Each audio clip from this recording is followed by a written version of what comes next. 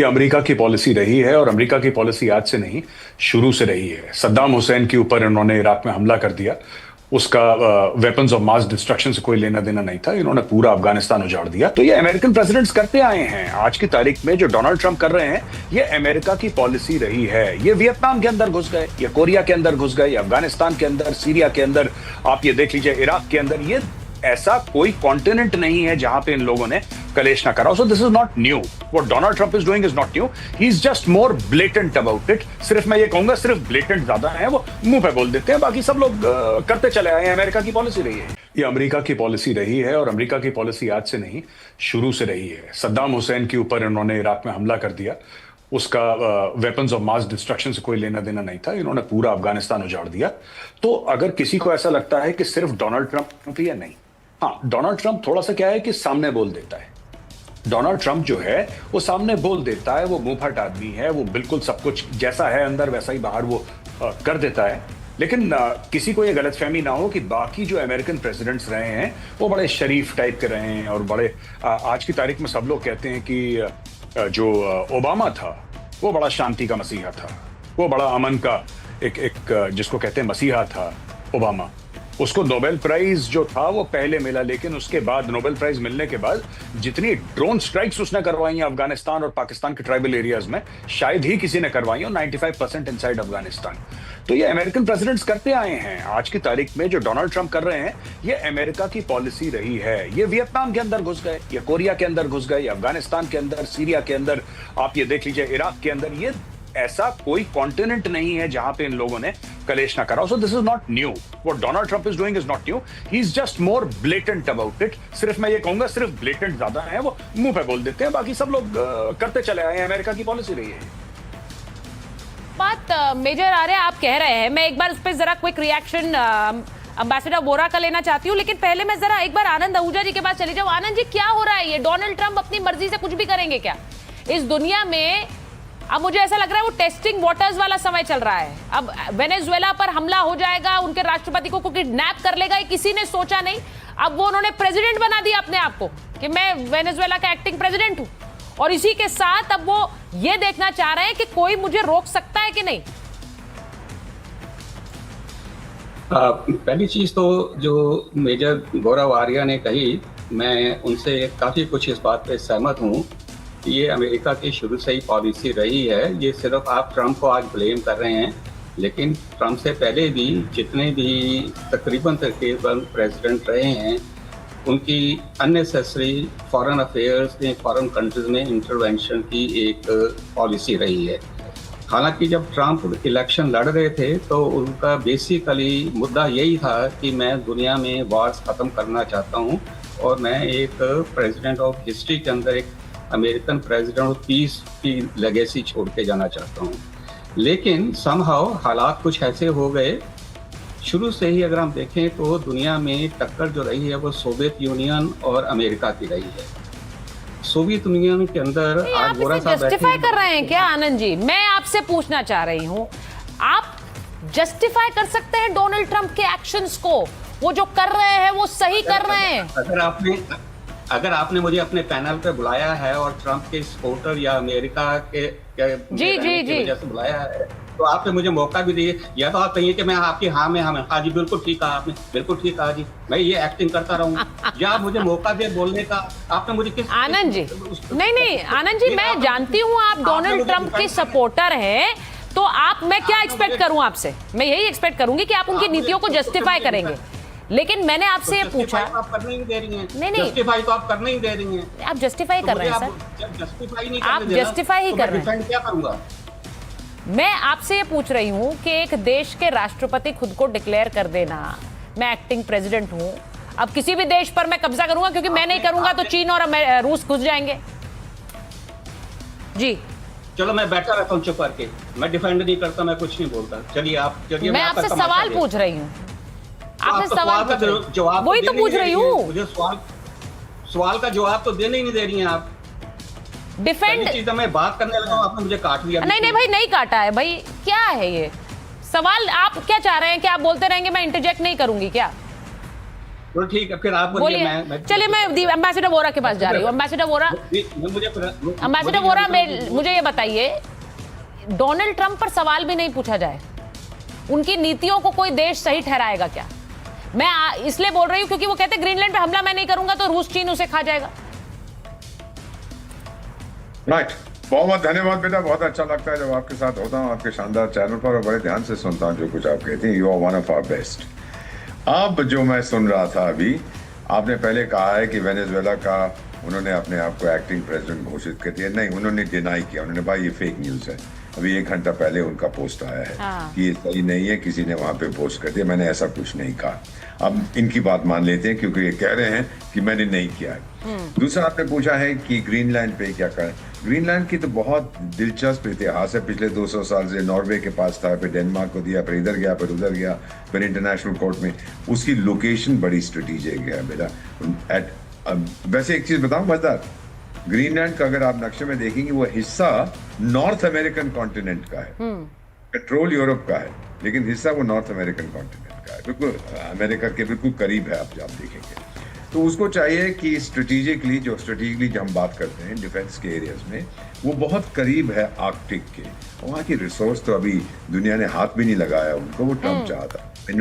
आबादी बहुत कम है, 50,000 की आबादी है ग्रीनलैंड की, जमीन बहुत ज्यादा है, ऑलरेडी अमेरिकन बेस है। वो जाना चाहते हैं, वो बिल्कुल सही कह रहा है कि मैं रूस और चीन को वहां नहीं आने दूंगा। ये जो मेक अमेरिका ग्रेट अगेन है ना बेटा, आई बिलीव, मेरा मानना है क्योंकि मैं तो जानता हूँ, मिला हुआ हर साल वहां जाता हूँ, उसका आइडिया ये है make America the only super power again. जो 1991 जब सोवियत संघ टूटा था, अमेरिका एकमात्र सुपर पावर था और कोई नहीं था। रूस तो उस समय बहुत बिजी हो गया था, चेचन में ये हो रहा था, ये हो रहा था, वो हो रहा था, उसके बाद फिर हल्के हल्के वो आ गए। He wants to do that और अमेरिका का कोई व्यक्ति नहीं है, नोबॉडी, जो इसकी आलोचना करेगा। I want to be number 1 in the world. वो अमेरिका भी चाहता है कि मैं दुनिया में नंबर 1 हूं। जिससे मैं बात कर रही हूँ, ऑफ कोर्स रूस को मत आने दीजिए और चीन को मत आने। चीन से नफरत है, रूस से नफरत है। सो ये जो कर रहा है, ये वही कर रहा है जो अमेरिका के लोग चाहते हैं। और जो ये इसके बारे में एक चीज है, ही इज प्रिडिक्टिबली अनप्रिडिक्टेबल। तो ये जो करता जा रहा है अनप्रिडिक्टेबली प्रिडिक्टेबल, ये जो करता जा रहा है, ये वही कर रहा है जो इसने कहा था। हमला करेगा ईरान पे। हाँ, एक चीज मैं जल्दी से बता देता हूँ बेटा, वेनेजुएला पे इसने हमला किस लिए किया था? नहीं, आप ये कह रहे हैं ईरान पर हमला करेगा 100%। और उसका जो R2P रिस्पॉन्सिबिलिटी टू प्रोटेक्ट 2005 का संयुक्त राष्ट्र संघ का जो रेजोल्यूशन है, जिसके अंतर्गत लीबिया को ठोका था, उसके बाद सीरिया को, उसके बाद इराक को, सब निकाल दिए वहां से। R2P बड़ा खतरनाक है। देखिए, आप जब ये कह रहे हैं ना एम्बेसडर वोरा, तब उस दौरान में जरा एक अपने दर्शकों को बता दूं कि जो ट्रंप के सलाहकार हैं, उनका बयान आया है और ये बयान क्या कहता है? वो कह रहे हैं वेनेजुएला के बाद अब ग्रीनलैंड पर कब्जा होगा। रूस या चीन पहले से कदम न रख सके, इसलिए जरूरी है कि ये हमला हो। अब आप सोचिए, ईरान पर तो हम हमले की बात कह ही रहे हैं, वो सीधे कह रहे हैं उनके सलाहकार के अब ग्रीनलैंड पर कब्जा होगा क्योंकि रूस या चीन पहले से यहां कदम न रख सके, ये जरूरी है। अब एक तरफ यहां अभी एम्बेसडर वोरा ने कहा कि ईरान पर 100% हमला करेगा, वहीं दूसरी तरफ ये खबर भी कि उनके सलाहकार कह रहे हैं ग्रीनलैंड पर हमला होना चाहिए। मैं इस बात को जरा समझना चाहती हूं। एक बार मैं एयर कॉमोडोर के पास जा रही हूं। एयर कॉमोडोर बहल, जरा मुझे बताइए कि ये जो इस वक्त तस्वीर आ रही है, उनके सलाहकार कह रहे हैं ग्रीनलैंड पर हमला हो, डोनाल्ड ट्रंप को रोकने का क्या जरिया है? वो पूरी दुनिया को बताना चाह रहे हैं आई एम द बॉस, और ये दुनिया के लिए एक अच्छा संकेत नहीं है। बिल्कुल सही बात कह रही हैं। धन्यवाद सुचारिता जी, जय हिंद। और सबसे पहले इंपॉर्टेंट फैक्टर ये आ जाता है कि ट्रंप को सिर्फ ट्रंप ही रोक सकते हैं या उनकी देश की जनता रोक सकती है। तो कहीं ना कहीं अगर आप देखें, ऐसे बहुत कम प्रेसिडेंट रहे हैं जो पहले 6-7 महीने के अंदर जिनकी पॉपुलैरिटी रेटिंग 6 से माफ कीजिएगा 50% से ऊपर से गिर के 38% तक आ गई। और ये क्यों हुआ? ये उनकी आर्थिक नीतियों की वजह से हुआ, टैरिफ पॉलिसीज की वजह से हुआ, और आम आदमी के ऊपर जो मार पड़ रही थी प्राइसेस बढ़ने से, उसकी वजह से हुआ। इसमें मागा कॉन्स्टिट्यूएंसी के भी बहुत सारे लोग थे जो उनसे हटते जा रहे थे। और साथ में एप्स्टाइन फाइल्स आ गई। अब एप्स्टाइन फाइल आई तो इनको वापस लेना था अपनी पॉपुलैरिटी, मागा कॉन्स्टिट्यूएंसी को एक साथ लेके आना था। तो इससे अच्छा क्या बहाना है कि वेनेजुएला के ऊपर हमला करके उनके प्रेसिडेंट को लेके आए, एक माशो इमेज बनेगी। और दूसरा चले ईरान और ग्रीनलैंड को सॉर्ट आउट करने।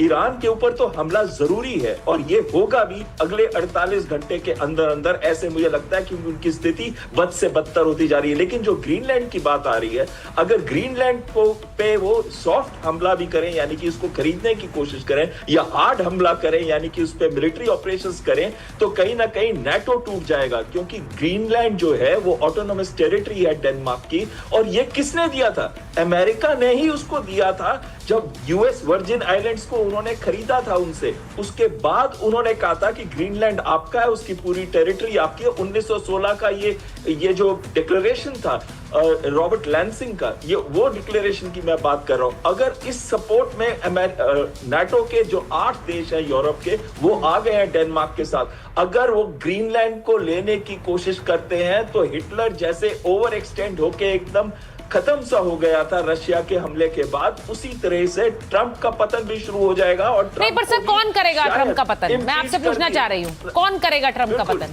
ट्रंप का पतन उसके अपने लोग अमेरिका के अंदर करेंगे, और इम्पीचमेंट भी उसकी हो सकती है।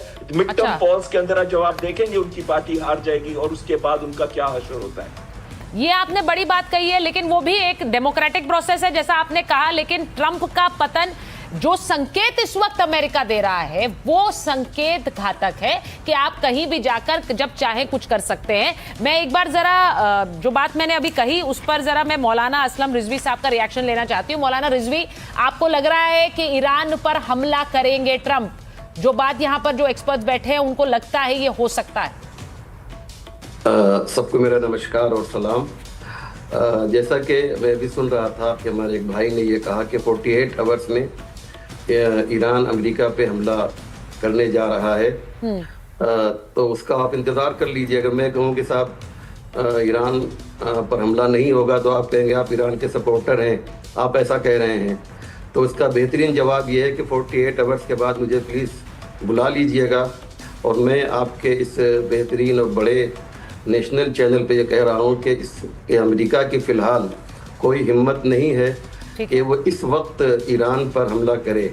अभी आपने खबर के शुरू में ही ये न्यूज़ दिखाई है कि ईरान में मिलियंस ऑफ पीपल्स जो अयतुल्लाह खामनेई के चाहने वाले थे, उन्होंने सड़क पर निकलकर प्रोटेस्ट किया उनके खिलाफ, जो इजराइल और अमेरिका की जानिब से ईरान में प्रोटेस्ट कर रहे थे। मैं कल एक चैनल पे देख रहा था, हमारे एक बहुत अच्छे मुबस्सिर और जर्नलिस्ट वो ये कह रहे थे कि ईरान में चूँकि लड़कियों ने ये मुजाहरा किया, ये प्रोटेस्ट किया, लिहाजा खामनेई का तख्ता पलट जाएगा। तो मैं उनसे ये कहना चाहूँगा कि आज जो आपने वीडियो दिखाए हैं उसमें आप देखिए कि कितनी औरतें और बच्चियाँ हैं जो आयतुल्लाह खामनेई के लिए प्रोटेस्ट कर रही हैं। तो बातें तो बहुत कुछ कही जा रही हैं। एक ईरान पूरी दुनिया में अकेला है और चारों तरफ जो है उसके खिलाफ उसके दुश्मन हैं, और उसके बाद भी 47 ईयर्स से ईरान जो है आज अपने ऊपर खड़ा हुआ है। उसके लिए उसके साथ सैंक्शन है, यानी फरवरी 79 से जो सैंक्शन शुरू हुए वो आज तक कंटिन्यू है।